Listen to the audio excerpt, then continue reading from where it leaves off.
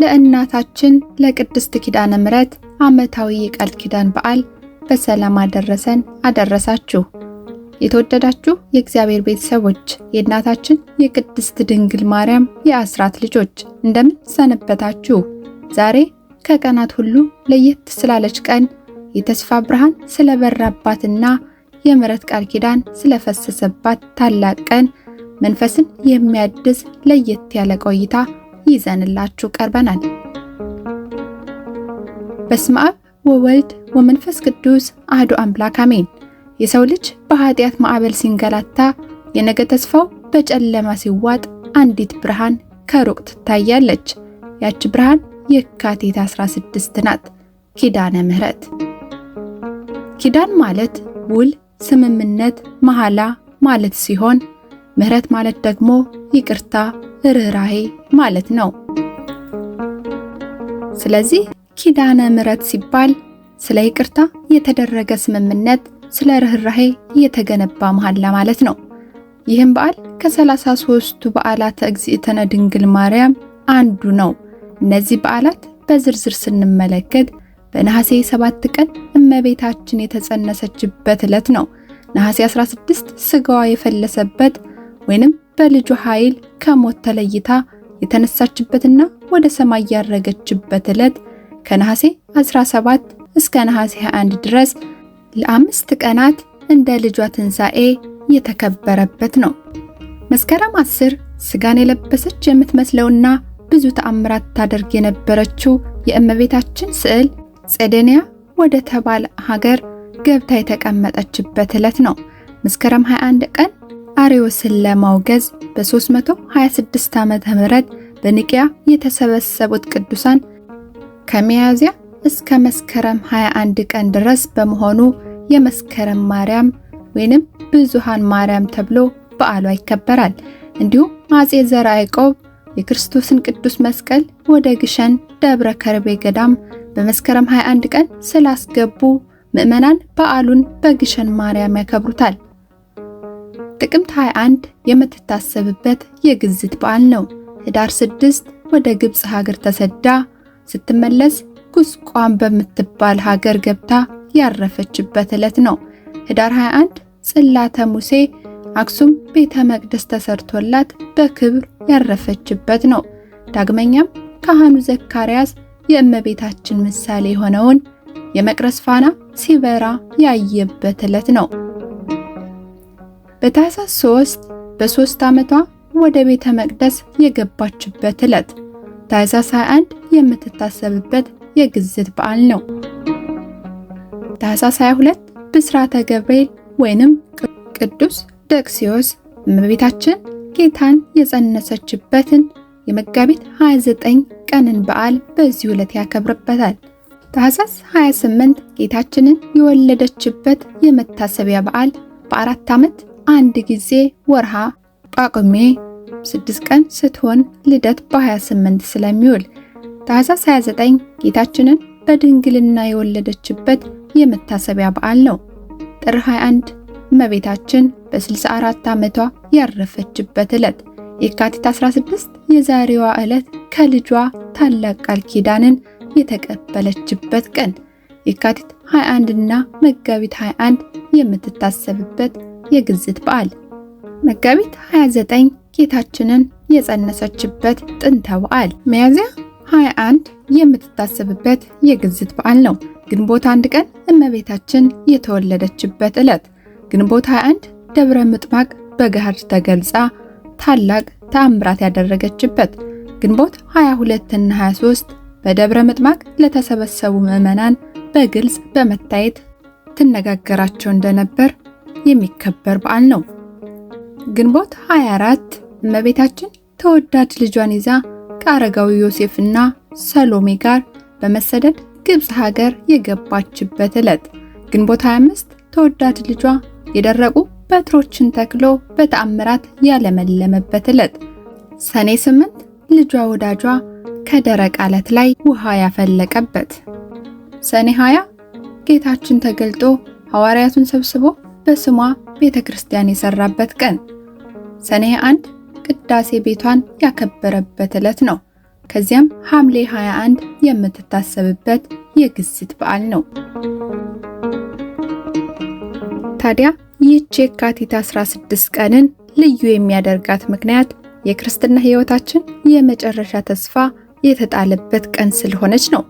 ኃጢአታችን እንደ ሰማይ ከዋክብት ቢበዛ፣ በደላችን እንደ ምድር አሸዋ ቢከማች፣ አይዞህ ቃል ኪዳን አለ የምንባልባት ቀን ናት። አሁን ወደ ኋላ እንመለስና በሐሳብ ወደ ኢየሩሳሌም ወደ ቀራንዮ አደባባይ እንሂድ። ጌታችን መድኃኒታችን ኢየሱስ ክርስቶስ ለዓለም ድህነት ሲል ክቡር ደሙን ያፈሰሰበት ቅዱስ ሥጋውን የቆረሰበት ያ ስፍራ ጎልጎታ። ከጌታ ዕርገት በኋላ እናታችን ቅድስት ድንግል ማርያም በዚያ ስፍራ መመላለስን አላቋረጠችም ነበር። የካቲት 16 ቀን ቀኑ ወርቃማ ፀሐይ ብቅ የምትልበት ቢሆንም የእናታችን ልብ ግን በዓለም ላይ የሚሆነው ኃጢአት ሁሉ ያስጨንቃት ነበር። በልጇ መቃብር ላይ ተደፍታ ትጸለያለች። ዙሪያዋን ጸጥታ ሰፍኗል። ነገር ግን በውስጧ የቢሊዮኖች ጩኸት ይሰማታል። የአዳም ልጆች መከራ፣ የሰው ልጅ ደካማነት፣ የኃጢአት ማዕበል እንዴት በትንሹ እንደሚገፋን ታውቃለች። ልጄ ወዳጄ ሆይ ትላለች፣ ይህ ዓለም ያለ አንተ ምሕረት እንዴት ይድናል? ደካሞች ልጆቼን ማን ይታደጋቸዋል? እያለች አሁንም እናታችን ድንግል ማርያም በታላቅ ድምፅ ልጄ ሆይ በግርፋትህ፣ በእሾህ አክሊልህ፣ በአምስቱ ቅንዋትህ፣ በመስቀል ላይ በፈሰሰው ክቡር ደምህ እማጸንሃለሁ። በሞትህ የአዳምን ሞት የሻርክ አምላክ ሆይ ስለኔ ስትል የሰው ልጆችን ማርልኝ፣ ስሜን ጠርተው ወደ አንተ የሚጮሁትን አትተዋቸው እያለች ትለምን ነበር። እነዚህ ቃላት ዝም ብለው የሚወጡ አልነበሩም። በእንባ የታጠቡ የእናትነት ፍቅር የሞላባቸው ነበሩ። እናታችን ዛሬም በልጇ በወዳጇ ፊት ሆና እንደምታለቅስልን አስቡት። ለራሷ ክብር አልለመነችም፣ ለራሷ ምቾትም አልጠየቀችውም። የለመነችው ስለ እኛ፣ ስለ እኔና ስለ እናንተ ነው። ልጄ ሆይ በስሜ የተማጸነውን ሁሉ ከገሃነም እሳት አድንልኝ እያለች በጎልጎታ አፈር ላይ ተደፍታ ተማጸነች። በዚያች ቅጽበት የጎልጎታ ጨለማ በታላቅ ብርሃን ተገፈፈ። ሰማያት ተከፈቱ። ጌታችን መድኃኒታችን ኢየሱስ ክርስቶስ በአላፍ መላእክት ታጅቦ በመለኮታዊ ግርማው ተገለጠ። ያ የተሰቀለው ልጇ ዛሬ የክብር ንጉሥ ሆኖ መጣ። ወደ እናቱ ቀርቦ እናቴ ሆይ ለምን ታለቅሻለሽ? ምንስ እንዳደርግልሽ ትሻለሽ? አላት። ጌታ የልቧን ያውቃል። ነገር ግን ዓለም ሁሉ እንዲሰማት ጥያቄውን አቀረበላት። እናታችንም ልጄ ሆይ ቃል ኪዳንህን እሻለው፣ የአዳም ልጆች የሚድኑበት የምህረት ደብዳቤ ስጠኝ አለችው። ያኔ ጌታችን የማይታጠፍ የማይለወጥ በመለኮታዊ ስልጣኑ የታተመ ታላላቅ ቃል ኪዳኖችን ሰጣት። እንዲህም አላት፣ እናቴ ሆይ ስምሽን የጠራ ዝክርሽንም የዘከረውን ሁሉ እምርልሻለሁ። በስምሽ የተራበ ያበላ፣ የተጠማ ያጠጣ፣ የታረዘ ያለበሰውን መንግሥተ ሰማያትን አወርሰዋለሁ። በስምሽ ቤተ ክርስቲያን ያነጸውን መሠዊያ የሰራውን ስሙን በሕይወት መጽሐፍ እጽፋለሁ። ተአምርሽን የጻፈውን ያነበበውን በታላቅ ክብርም የሰማውን በሲኦል እንዳያይ አደርገዋለሁ። በቃል ኪዳንሽ የታመነውን እስከ 7 ትውልድ ድረስ እምርልሻለሁ። በስምሽ መባ የሰጠውን በበዓልሽ ቀን የታመሙትን የጎበኘውን ዋጋውን አልነሳውም። በስምሽ አንዲት ጽዋ ቀዝቃዛ ውሃ ለተጠማ የሰጠ ዋጋው እንደማይጠፋ በመለኮቴ እምላለሁ ብሎ ቃል ኪዳኑን አጸናላት። ጌታችን መድኃኒታችን ኢየሱስ ክርስቶስ የሰጣት ቃል ኪዳን ተራራ ለፈነቀሉ ወይንም ታላላቅ ጀግኖች ብቻ አይደለም። አንዲት ጽዋ ቀዝቃዛ ውሃ ይላል። ይህ ምን ማለት ነው? ጌታችን እኛ አቅመ ደካሞች መሆናችንን ያውቃል። ትልቅ ሀብት ላይኖረን ይችላል። ትልቅ ዕውቀትም ላይኖረን ይችላል። ነገር ግን በእናትነቷ አምነን በስሟ የምናደርገው ትንሿ በጎነት በሰማይ ሚዛን ላይ ትልቅ ዋጋ እንዳላት እያበሰረን ነው። የካቲት 16 ቃል ኪዳን አይዞህ አትጠፋም የሚል የእግዚአብሔር የፍቅር ደብዳቤ ነው። ይህ ቃል ኪዳን ዛሬም ይሰራል፣ ዛሬም ሕያው ነው። በጎልጎታ የተጀመረው የምህረት ወንዝ ዛሬም የእኔንና የእናንተን ሕይወት ሊያጥብ ዝግጁ ነው። አሁን ደግሞ ወደ አንዲት የምህረት የታሪክ መዝገብ ልውሰዳችሁ፣ ወደ ተአምረ ማርያም። ተአምረ ማርያም በተሰኘው ድንቅ የቤተ ክርስቲያናችን መጽሐፍ ውስጥ ስለ ምህረት ጥልቀት ሲነሳ መጀመሪያ የሚጠቀሰው እሱ ነው። ስሙ በላይ ሰብ ይባላል። ትርጉሙም ሰውን የሚበላ ማለት ነው። በእኛ እይታ ለዚህ ሰው ንስሐ የለውም፣ ይቅርታ አይገባውም፣ ማረፊያውም የገሃነም ጥልቁ ስር ነው። ነገር ግን የካቲት 16 የተገባው ቃል ኪዳን ከእኛ አጭር አይምሮ በላይ ነው። ታሪኩም እንዲህ ነው። በላይ ሰብ ትክክለኛ ስሙ ስምዖን ይባላል። ቅምር በሚባል ሀገር የሚኖር እጅግ ባለጸጋ ነበር። እንደ አብርሃም እንግዶችን እየተቀበለ ድሆችን እየመገበ የሚኖር ጻድቅ ነበር። ሰይጣን በዚህ ስራው ቀናበት።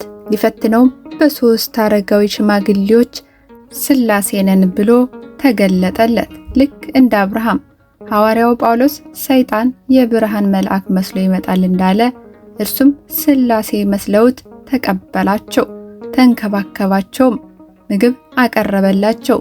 ምግብ አንበላም፣ የምንጠይቅህን ግን ትፈጽምልን ዘንድ ቃል ግባልን አሉት። ቃል ገባላቸው። እንግዲያውስ የምትወደን ከሆነ አንድያ ልጅህን ሰዋልን አሉት። መጀመሪያ ደነገጠ። ኋላ አብርሃም ልጁን ሊሰዋ አልነበረምን? እኔንም ሊፈትኑኝ ይሆናል ብሎ ለማረድ ተዘጋጀ። ተው የሚለው ድምፅ አልነበረም። አረደው፣ አወራረደው፣ ይዞላቸው ቀረበ። መጀመሪያ ቅመስልን አሉት። ቀመሰው። ወዲያው እነዚያ ሰዎች ተሰወሩበት። እርሱም አይምሮውን ሳተ፣ ተቅበዘበዘ። ከዚያ በኋላ ምግብ አላሰኘውም፣ የሰው ስጋ እንጂ። መጀመሪያ ቤተሰቦቹን በላ፣ ከዚያም ጓደኞቹን። ጦርና የውሃ መንቀል ይዞ ከቤቱ ወጣ። ያገኘውን ሰው እየገደለ ይበላል። የበላቸው ሰው ቁጥር 78 ደረሰ። በመንገድ ተቀምጦ የሚለምን በደዌ የተመታ አንድ ድሃ አገኘ። ሊበላው ወደ እርሱ ተጠጋ፣ ግን ቁስሉን አይቶ ተጸየፈው። ድሃውም ስለ እግዚአብሔር ከያዝከው ውሃ ጠጣኝ አለው። ዝም በል ድሃ ብሎ አለፈ። ኧረ በውሃ ጥም ልሞት ነው፣ ስለ ጻድቃን ስለ ቅዱሳን አለው። አሁንም ዝም ብሎት ሄደ። ለሶስተኛ ጊዜ ስለ አዛኝቷ ስለ እምዬ ማርያም አለው። ሰውነቱን አንዳች ነገር ወረረው። አሁን የጠራኸው ስም እስኪ ድገመው፣ ስለማናልከኝ አለው። ስለ አዛኝቷ ስለ እመቤቴ ማርያም አለው። ይችስ ደግ እንደሆነች በመልጃም ከሲኦል እንደምታወጣ ሕፃን እያለሁ እናትና አባቴ ይነግሩኝ ነበር። በል እንካ አለው። እጁን ዘረጋለት፣ ጥርኝ ውሃ ጠብ አደረገለት። ወደ ጉሮሮ አልወረደም፣ የተሰነጠቀ እጁ ውስጥ ገባ እንጂ። በላይ ሰብ ከዚያች ደቂቃ በኋላ አይምሮ ተመለሰ። እንዲህም አለ፣ በአንድ ዋሻ ውስጥ ገብቼ ስለ ኃጢአት ያለቅሳለሁ፣ ስጋዬ ከአጥንቴ እስኪጣበቅ እጾማለሁ፣ ወዮልኝ ወዮት አለብኝ እያለ ወደ ዋሻ ገባ። ምግብ ሳይበላ ውሃም ሳይጠጣ 21 ቀን ኖሮ በረሃብ ሞተ ይላል ተአምረ ማርያም። ጨለማ የለበሱ ሰይጣናት እያስፈራሩ እያስደነገጡ ነፍሱን ወደ ሲኦል ሊወስዷት መጡ። እመቤታችን ፈጥና በመካከላቸው ተገኘች። ልጄ ወዳጄ ይችን ነፍስ ማርልኝ አለችው። እናቴ ሆይ 78 ነፍሳትን የበላ እንዴት ይማራል አላት። የካቲት 16 ቀን በጎልጎታ የገባህልኝ ቃል ኪዳን አስብ፣ ስምሽን የጠራ መታሰቢያሽን ያደረገን እምርልሻለሁ ብለኸኝ የለምን አለችው። እርሱም እስኪ ይችን ነፍስ በሚዛን አስቀምጧት አለ።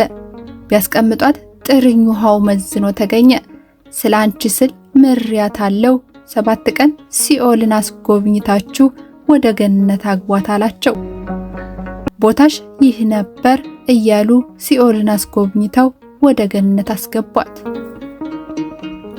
ውድ ተመልካቾቻችን አስተውላችኋል? ይህ ታሪክ የሚነግረን ስለ ኃጢአት ክብደት አይደለም፣ ነገር ግን ይህ ታሪክ ስለ ቃል ኪዳኑ ታላቅነት ነው የሚነግረን። በላዔሰብ የዳነው በየካቲት 16 ቀን ጌታችን ለእመቤታችን በገባላት የማይታጠፍ ቃል ኪዳን ምክንያት ነው። ይህ ነው ኪዳነ ምሕረት ማለት፣ ለሰው የማይቻል ለአምላክ የሚቻል። ዛሬም እኛ ኃጢአታችን እንደ በላዔሰብ ቢከብደን ተስፋ የምንቆርጥበት ምንም ምክንያት የለም። ያችን አንዲት ጠብታ ያህል እንኳን ፍቅር ለእመቤታችን ካለን የእሷ ቃል ኪዳን ከገሃነም አውጥቶ መንግሥተ ሰማያት ያዋርሰናል። የካቲት 16 የተሰጠን ይህ ታላቅ የድህነት ዋስትና ዛሬም ለእናንተና ለእኔ ክፍት ነው። የካቲት 16ን ቃል ኪዳን በዚህ ብቻ ሳይሆን በምስጋና መነጽር ስንመለከተው ደግሞ ይበልጥ ይደምቃል። ለዚህ ደግሞ እንደ መልክአ ማርያም ድንቅ ምስክር የለም። መልክ ማለት የአንድን አካል ውበትና ቅርጽ መግለጥ ነው። መልክአ ማርያም ደግሞ የእመቤታችንን ከራስ ፀጉሯ እስከ እግር ጥፍሯ እያነሳ በእያንዳንዱ አካሏ ላይ ያለውን ድንቅ የእግዚአብሔር ሥራና ለእኛ ያላትን ምልጃ የሚያወድስ የፍቅር መዝገብ ነው። ዛሬ ከዚህ ውስጥ የካቲት 16ን ቃል ኪዳን የሚተረጉሙልንን ዋና ዋና ክፍሎች እንመለከታለን። በመልክአ ማርያም ሊቁ እንዲህ ይላል፣ ሰላም ለአይንትኪ፣ የሐዘንና የምህረት እንባን እንደ ውሃ ያፈሱ ዘንድ ለለመዱ አይኖችሽ ሰላምታ ይገባል። ይህም ድሃ አደጉንና ችግረኛውን ይመለከታሉና። ተመልከቱ፣ ይህ ስንኝ ዝም ብሎ ስለ አይኑ ውበት ማውራት አይደለም። በጎልጎታ አደባባይ ጌታችንን ቃል ኪዳን ያስገደደው የእነዚህ አይኖች እንባ ነው። ስለዚህ የካቲት 16 የምናከብረው ይህ በዓል በእነዚህ ሩህሩህ አይኖች የፈሰሰውን እንባ ውጤት ነው። ያቺ የምህረት ደጅ እንድትከፈት ያደረገችው በእነዚህ አይኖች የፈሰሰችው የምህረት እንባ ናት። ደራሲው በመቀጠልም እንዲህ ይላል፣ ሰላም ለከናፍርኪ፣ ቀይሃን የጽጌረዳ አበባ ለሚመስሉ ከንፈሮችሽ ሰላምታ ይገባል። ይህ እጅግ ረቂቅ ምስጢር ነው። ጌታችን እሺ እናቴ የምትይውን ሁሉ አደርግልሻለሁ ያለው እናታችን በእነዚህ ቅዱሳን ከንፈሮቿ ስለለመነችው ነው።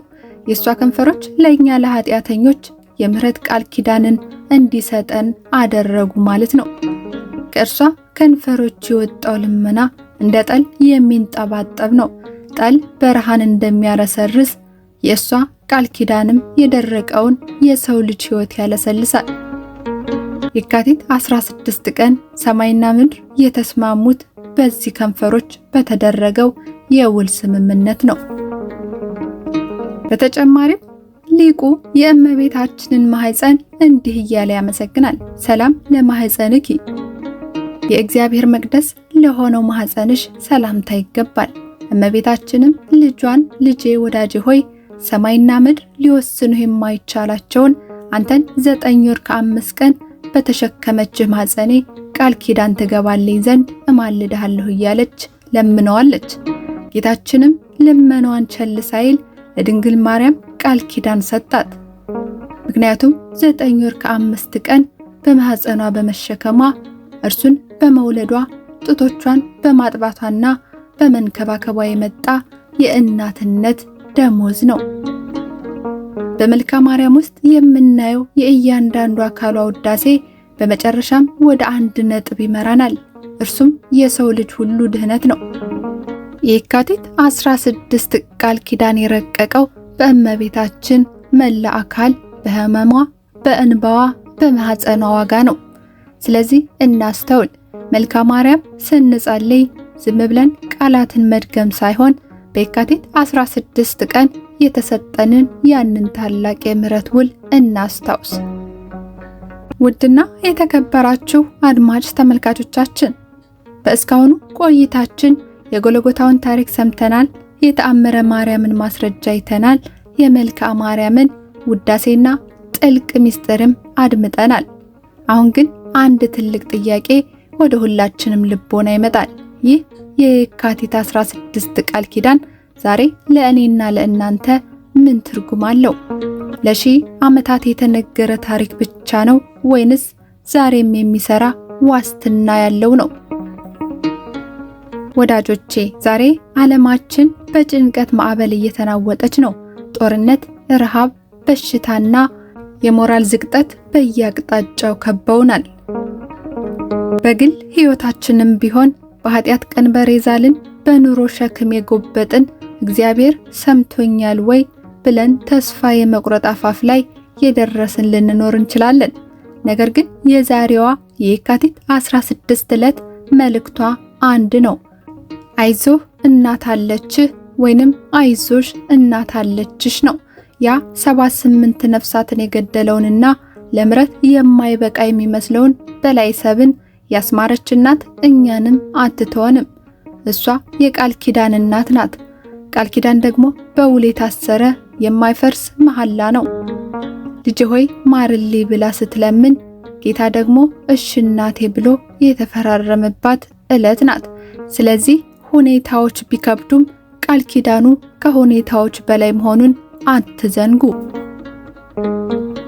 የኪዳነ ምሕረት ቃል ኪዳን የሚሰራው እኛም የቃል ኪዳኑ ልጆች ስለሆንን ነው።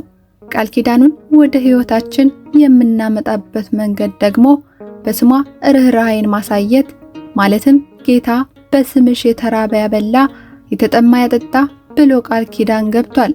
ዛሬ በዙሪያችን የተራቡ የተጠሙ የተሰደዱ ወገኖች ሞልተዋል። አንዲት ጽዋ ቀዝቃዛ ውሃ እንኳን ቢሆን ስለ ኪዳነ ምሕረት ብለን ለተቸገረ ስንሰጥ ያንን ታላቅ ቃል ኪዳን በቤታችን ላይ እየጠራን ነው። ዝክሯን እንዘክር። ዝክር ማለት ማስታወስ ነው። በአቅማችን ባለን ነገር ሁሉ ስሟን እንጥራ፣ በዓሏን እናክብር፣ ያደረገችልንን ውለታ ለልጆቻችን እንንገር። በቃል ኪዳኗ እንመን። ከምንም በላይ በልጇ ቸርነትና በእርሷ አማላጅነት ላይ ፍጹም እምነት ይኑረን። የእናቴ ቃል ኪዳን አያሳፍረኝም ብሎ በጽናት መቆም ራሱ ትልቅ ጸሎት ነው። የተወደዳችሁ አድማጭ ተመልካቾቻችን የካቲት 16 ቀን በረከት በሁላችንም ላይ ይደር። ከገሃነመ እሳት የምታወጣ ወደ መንግሥተ ሰማያት የምታስገባ ያች የኪዳን ሰንሰለት ሁላችንንም ትሰረን፣ እኛንም ከቃል ኪዳኗ በረከት ተካፋዮች ያድርገን። አምላካችን ሆይ ስለ እናትህ ስለ ቅድስት ድንግል ማርያም ቃል ኪዳን ብለህ ሀገራችንን ኢትዮጵያን ሰላም አድርግልን። ሕዝባችንን ከጥልና ከክፉ ነገር ሁሉ ሰውርልን። የታመመውን በምሕረት ፈውስልን። ያዘኑትን በቸርነት አጽናና።